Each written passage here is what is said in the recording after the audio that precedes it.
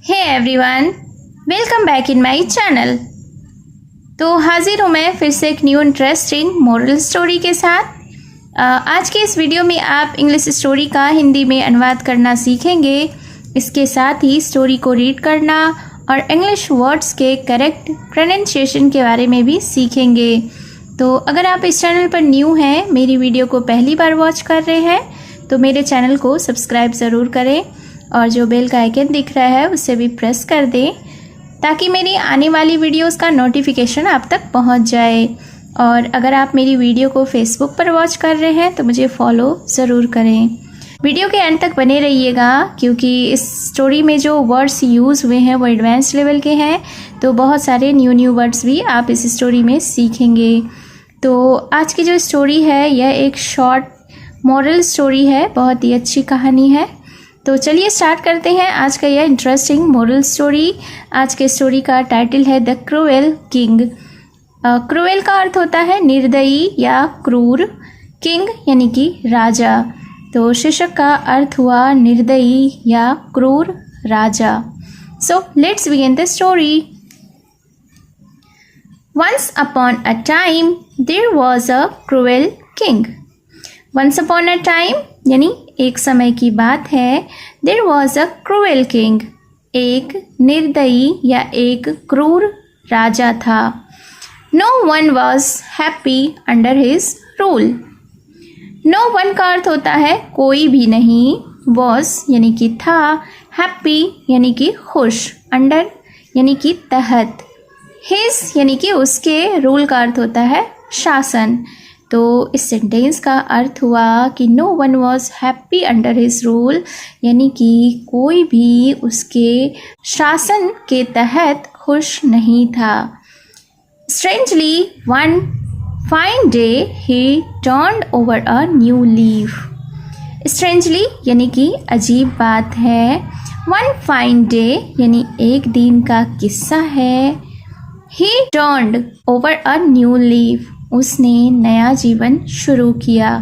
तो इस सेंटेंस को एक बार फिर से देखते हैं कि अजीब बात है, एक दिन का किस्सा है, उसने नया जीवन शुरू किया। ही अनाउंस्ड यानी कि घोषणा की या सूचना दी। अनाउंस का अर्थ होता है घोषणा करना, लेकिन यहाँ पे अनाउंस्ड है यानी पास्ट टेंस में है, इसलिए उसने सूचना दी या उसने घोषणा की।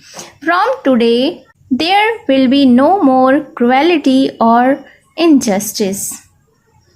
फिर क्या हुआ कि फ्रॉम टुडे यानी कि आज से, फ्रॉम का अर्थ होता है से, टुडे यानी कि आज, तो आज से there will be no more cruelty और इनजस्टिस। राजा ने यह घोषणा की कि आज से कोई भी क्रूरता या अन्याय नहीं होगा। क्रुएलिटी यानी कि क्रूरता, इनजस्टिस यानी कि अन्याय। One day one of his ministers asked him. One day यानी कि एक दिन, वन ऑफ हिज मिनिस्टर्स यानी कि उनके एक मंत्री ने, आस्क्ड हिम उनसे पूछा। मिनिस्टर का अर्थ होता है मंत्री, आस्क्ड यानी कि पूछा, आस्क का अर्थ होता है पूछना, चूँकि यह पास्ट टेंस में है तो पूछा। तो इस सेंटेंस को एक बार फिर से देखते हैं कि एक दिन उनके मंत्री ने उनसे पूछा। Your majesty what brought this change in you. Your majesty यानी महामहिम या महाराज। What brought this change in you, आप में यह परिवर्तन कैसे आया। चेंज यानी कि परिवर्तन या बदलाव। द किंग रिप्लाइड, अब राजा ने जवाब दिया। रिप्लाइड यानी कि जवाब दिया। One day I saw a fox being chased by a hound. तो राजा ने जवाब देते हुए कहा कि वन डे यानी कि एक दिन, आई सॉ अ फॉक्स मैंने एक लोमड़ी देखा, being chased by a horned जो कि एक शिकारी कुत्ते के द्वारा पीछा किया जा रहा था। चेस्ट का अर्थ होता है पीछा करना, चेस्ट यानी कि पीछा किया, हॉन्ड यानी शिकारी कुत्ता। सॉ का अर्थ होता है देखा, सी मतलब देखना, सॉ पास्ट टेंस में है, V2 है इसलिए देखा। फॉक्स का अर्थ होता है लोमड़ी।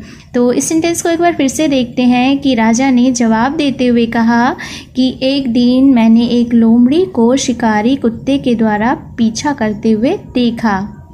The horn bit into its leg and lamed it for life.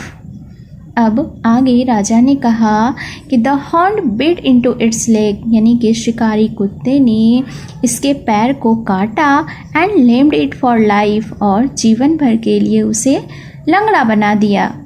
Bit का अर्थ होता है काटना, लेग यानी कि पैर, लेम्ड यानी लंगड़ा बनाया। लेम का अर्थ होता है लंगड़ा, लेम्ड यानी लंगड़ा बनाया। लाइफ यानी कि जीवन या जिंदगी। लेटर द सेम हॉर्न was barking at a man. Later यानी कि बाद में, द सेम हॉर्न, सेम यानी कि समान या वही, तो वही शिकारी कुत्ता was barking at a man, एक व्यक्ति के ऊपर भौंक रहा था। The man picked up a huge stone and flung it at the हॉर्न। अब the man picked up a huge stone, व्यक्ति ने एक विशाल पत्थर उठाया, and flung it at the हॉर्न, और शिकारी कुत्ते के ऊपर फेंक दिया। मैन का अर्थ होता है व्यक्ति, यहाँ से देखते हैं। लेटर का अर्थ होता है बाद में। वॉस बार्किंग यानी भौंक रहा था, बार्क का अर्थ होता है भौंकना, वॉस बार्किंग यानी भौंक रहा था। पिक्ड अप यानी उठाया, ह्यूज का अर्थ होता है विशाल, स्टोन यानी कि पत्थर, फ्लंग ये पास्ट टेंस में है, तो फ्लंग इट यानी कि फेंक दिया। Barking its leg, the man picked up a huge stone and flung it at the हॉर्न। अब व्यक्ति ने एक विशाल पत्थर उठाया और इसे शिकारी कुत्ते के ऊपर फेंक दिया। ब्रेकिंग इट्स लेग, और इसके पैर तोड़ दिए। The man had not gone far when he was kicked bye a horse. अब वह व्यक्ति दूर नहीं गया था तभी he was kicked bye a horse, उसे एक घोड़े ने लात मार दिया। किक्ड यानी कि लात मारा, हॉर्स यानी कि घोड़ा। He was disabled for life, वह जीवन भर के लिए विकलांग हो गया। डिसेबल्ड यानी विकलांग हो गया। The horse began to run but it fell into a hole and broke its leg. अब the horse began to run, घोड़ा दौड़ने ही वाला था, बट इट फेल, लेकिन यह गिरा, इनटू अ होल, कहाँ गिर गया, एक बिल में, एंड ब्रोक इट्स लेग, और इसके पैर टूट गए। Reflecting on all that had happened I thought evil begets evil, so I decided to change।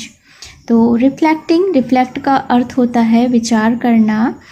Reflect का अर्थ प्रतिबिंब भी होता है, लेकिन यहाँ जो सेंटेंस है उसके अकॉर्डिंग यहाँ पे रिफ्लेक्ट का अर्थ विचार करने से है, चिंतन करने से है। तो इस सेंटेंस को देख लेते हैं। Reflecting on all that had happened, यानी कि जो कुछ भी हुआ था उस पर विचार करते हुए, आई थॉट मैंने सोचा, थॉट यानी कि सोचा, हैपेंड यानी जो कुछ भी घटना घटी थी, थॉट यानी कि सोचा। एविल बिगेट्स एविल, यानी कि बुराई बुराई को जन्म देती है। सो इसलिए I decided to change. Decided यानी फैसला किया या निर्णय किया, चेंज यानी बदलाव या परिवर्तन। तो आगे राजा ने कहा कि सो यानी इसलिए, आई डिसाइडेड टू चेंज, मैंने बदलने का या परिवर्तन होने का, परिवर्तित होने का फैसला किया। Moral of the story is one should always change for the better. तो इस स्टोरी से हमें यह सीख मिलती है, यह मॉरल मिलती है कि व्यक्ति को हमेशा बेहतरी के लिए बदलना चाहिए। So it was the story. उम्मीद है आपको यह स्टोरी पसंद आई होगी।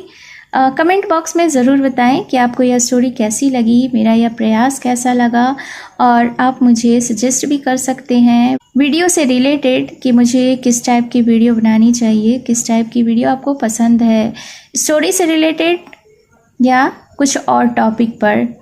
तो अगर आपने अभी तक मेरे चैनल को सब्सक्राइब नहीं किया है तो जल्दी से सब्सक्राइब कर दें, और अगर आप मुझे फेसबुक पर वॉच कर रहे हैं तो फॉलो करना ना भूलें। तो मिलती हूँ मैं फिर से एक न्यू इंटरेस्टिंग मोरल स्टोरी के साथ. Till then take care and bye bye.